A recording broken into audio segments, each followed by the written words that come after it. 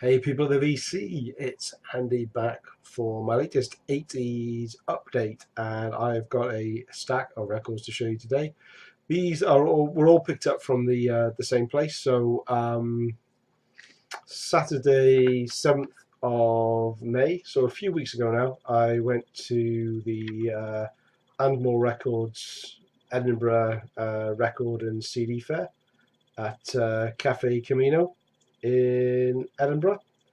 Um, this is a record fair that is fairly regular in Edinburgh. It's every 3 months or so, but this is the first time I've gone along. First time I've had the chance to go along. It's a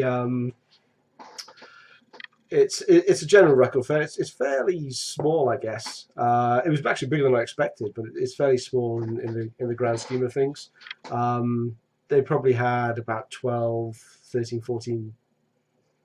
Maybe that's too many. Maybe 12 or so vendors. They're all dealers, so bargains are sometimes hard to find because these guys there they seem to know their stuff, and it's all kind of music. Most of the vendors, I'm looking for metal basically, and most of the vendors there didn't have a separate metal section, so you really had to dig. But I spent a good 90 minutes, best part of 2 hours there, and I gave myself a budget. I didn't really go looking for anything particular, but I'd also picked up quite a few records this month as well, and I didn't want to go crazy, so I gave myself a budget and managed to spend every single penny. And I'm going to share those with you today. So here we go. So I ended up buying from 3 of the vendors in total. So these first few I'm going to show were all from the first vendor. Oh, also they had a deal, so I had to pay £1 to get in, but you got a £1 refund for a purchase over £10. And the idea is you gave this voucher in and you got a discount. And the reason I've still got it will become apparent very soon. So first up, so this is I've got a number of purchases here of things that I wouldn't normally buy. They're not normally in my metal comfort zone, should we say.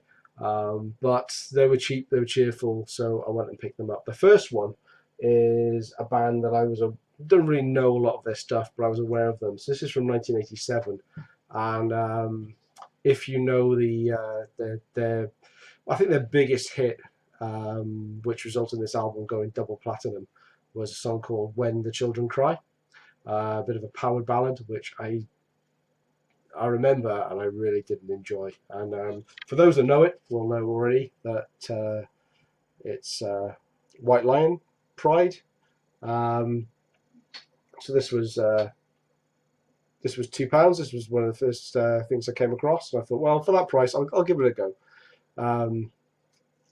Lots of people seem to love this album. I see White Lion get quite a bit of love in the VC. I kind of imagine that they would be quite heavy, as in heavy looking glam band, but they look kind of normal. They look obviously invest in a fair amount of hairspray, but a lot of bands did around this time in '87. So this is White Lion, Pride. This is 1987 European pressing of their double platinum album. Very commercial sounding, MTV friendly glam metal without the makeup. It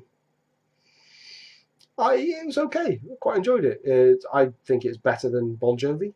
I wouldn't pay more than £2 for it. And I quite liked, there's a couple of songs on there. Highlight probably Lady of the Valley. Sort of sounded a little bit of an Yngwie Malmsteen edge to it. So this is on Atlantic. It came with the inner. It's in fairly good condition on the Atlantic label. So yeah, I'm okay to have that in the collection. Next up, a band that I've not heard of before. So this squeezes into the 80s collection, purely based on the fact that it was originally released in 1989. on Red Bullet, on the Red Bullet label.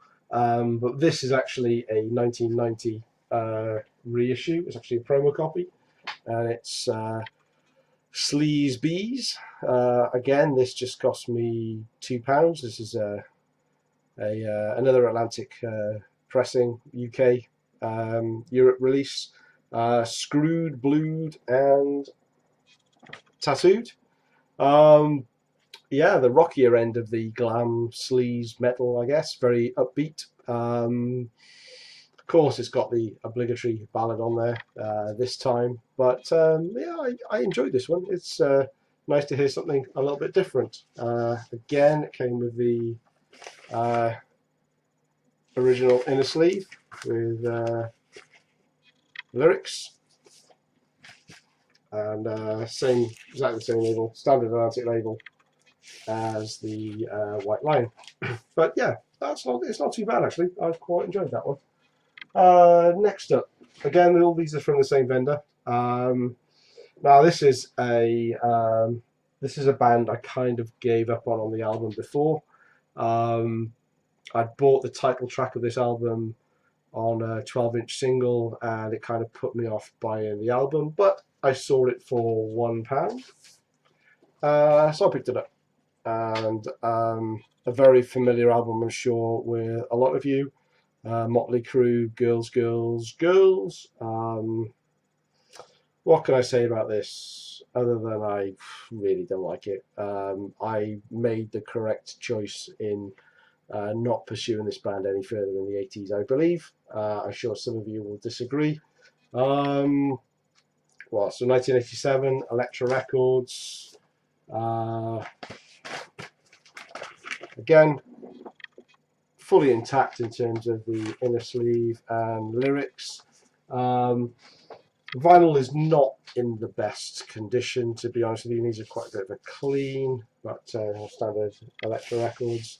Yeah, nothing really on here gripped me at all. If I ever run out of space, this will probably be one of the first ones that will go. Special shout out to Jailhouse Rock Live. Truly one of the worst cover versions I think I've ever heard. Feel free to flame me down below if you disagree. I know there's quite a few Motley Crue fans out there, but I was done with them by this time, and on listening to that, and I've given it a couple of goes, justifiably so. Still, again, from the same vendor. I was looking to get my £10 worth and to get my £1 my entrance fee knocked off. And I kept digging through his bins and came across a couple of good ones. The first one being a copy of, a bit of glare there, 12-inch single, maxi single, limited edition, Judas Priest, Living After Midnight. This comes with 2 previously unreleased live tracks, Delivering the Goods and Evil Fantasies, live at Nakano Sun Plaza Hall. And I'm not going to say it. This place, Tokyo, Japan. This is in really good condition. This actually cost me £3, which is, I guess, not bad for 12-inch single. It's on the generic, it's on CBS. This is from 1980, I think. Yeah, 1980. CBS, standard CBS UK label there. Nothing exciting. But very happy to have that in a collection. I always used to collect 12-inch singles more than 7-inch singles back in the day. So if I see something at a good price, I'm gonna pick it up. And there we go. Next up is an album I've been looking for a while. In fact, when I saw this, I already had a bid on something for eBay. So I'm kind of glad that I got outbid by the eBay purchase in the end, which would have cost me a lot more. But that is another Judas Priest classic, known to a lot of people. Unleashed in the East, live in Japan, and there we go. £2 for a Judas Priest album. I just don't see bargains like this in Edinburgh ever. I would expect to pay probably best part of £5 for this album if I saw it in a second-hand shop in this condition. It's not perfect condition by any means. Quite a bit of edge wear and creases around the cover. Vinyl's in pretty good nick again, just standard CBS. Didn't come with, just came with a plain white inner sleeve, so I don't know if that's the original or not, but it did come with the original merchandise sheet with UK tour dates on this side and merchandise. Now, look at that. Lovely ladies selling Judas Priest merchandise with some cracking late 70s, early 80s hairdos there. Prices for these, I love looking back at these 80s albums, seeing the prices.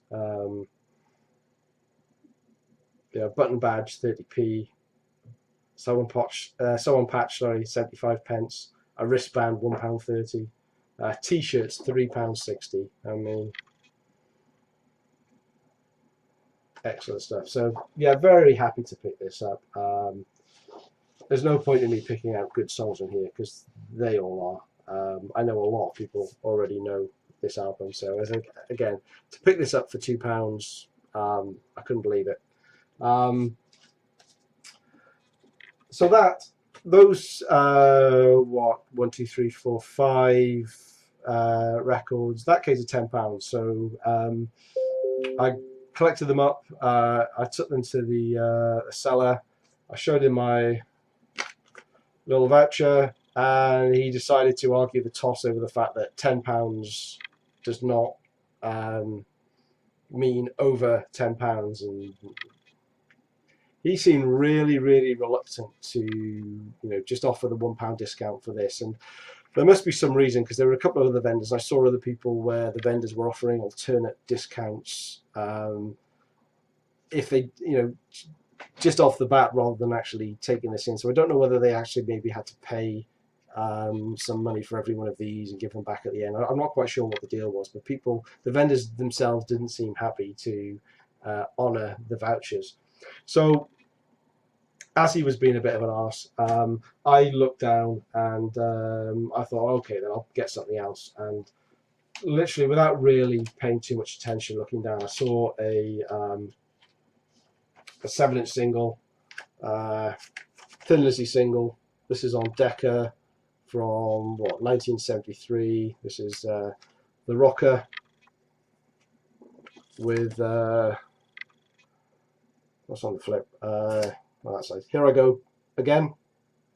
Not something I would normally pick up. I probably, if I hadn't been so flippant and searched it, would have found something that I'm a bit more into. But this cost £2, so I picked this up. I chucked it in with a lot, so a total of £12, and just said, okay then, that's over £10. And then he proceeded to go and just charge me 10 for the lot, and so I couldn't quite work that out. I had £10 and I was asking him to charge me 9. He refused, so then I had £12 and he only charged me 10. Anyway, I know what I'm going to do with this one. I'm not going to keep it myself. It's going to go to a good home.